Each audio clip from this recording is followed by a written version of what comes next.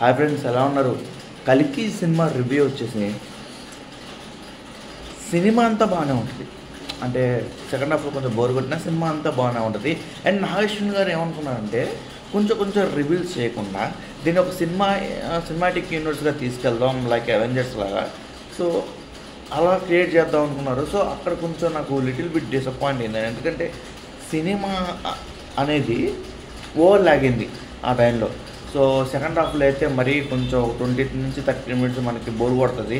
Maybe కొంచెం ఒక 30 minutes cut చేసి ఒక 2.5 అవర్స్ పెట్టుంటే సినిమా బాగుండేది అనిపించింది. బట్ ఫైట్ సీక్వెన్సెస్, ప్రభాస్ వీళ్ళందరూ గురించి చెప్పాల్సిన లేదు. ఇంకా అమితాబ్ బచ్చన్, దీపికా పదుకొనే, కమల్ హాసన్, చాలా పెద్ద క్యాస్ట్ ఉంది. వాళ్ళందరి గురించి మనం మాట్లాడలేము కూడా. సో వాళ్ళ యాక్టింగ్ గురించి.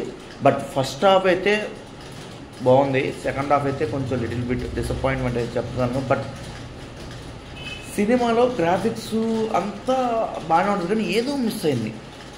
అది నాగేశ్వరన్ గారు పార్ట్ 2లో ఏమైనా కవర్ చేసుకుంటారో లేదో తెలియదు, కానీ ఏదో మిస్ అయింది. అది ఏం మిస్ అయిందో అర్థం కావట్లేదు సినిమాలో. బట్ పూర్తి కథ మొత్తం ఇది దీపికా పదుకొనే మీద ఉంటుంది. దాన్ని అమితాబ్ బచ్చన్ గారు దీపికా పదుకొనే కాపాడుతూ ఉంటారు. అండ్ ప్రభాస్ గారు ఎట్టైనా అక్కడికి వెళ్ళాలి, నేను అది ఏం చేసైనా వెళ్ళాలని చెప్పేసి ప్రభాస్ గారు చూస్తారు. ఇదంతా అమితాబ్ బచ్చన్, ప్రభాస్ గారి మధ్య ఫైటింగ్స్ చాలా ఉంటుంది సినిమా. కానీ సినిమా ఓకే అని చెప్పలేము, బాగుందని చెప్పలేము. కానీ ప్రతి ఒక్కరు ఈ సినిమాని థియేటర్కల్గా వెళ్ళి ఎక్స్పీరియన్స్ చేయండి. ఎందుకంటే మన ప్రభాస్ ఉన్నాడు అక్కడ. అర్థమైందా? సినిమా అయితే విజువల్గా అంతా బాగుంది. బట్ కొంచెం లిటిల్ బిట్ డిసప్పాయింట్ అయితే నాకు అనిపించింది. అది ఎందుకు అనిపించిందో తెలియదు. మేబీ సరే రూమ్కి వెళ్ళి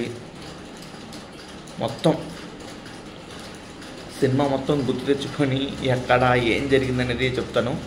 ఇది ఆన్ స్పాట్ రివ్యూ కాబట్టి మళ్ళీ కలుద్దాం.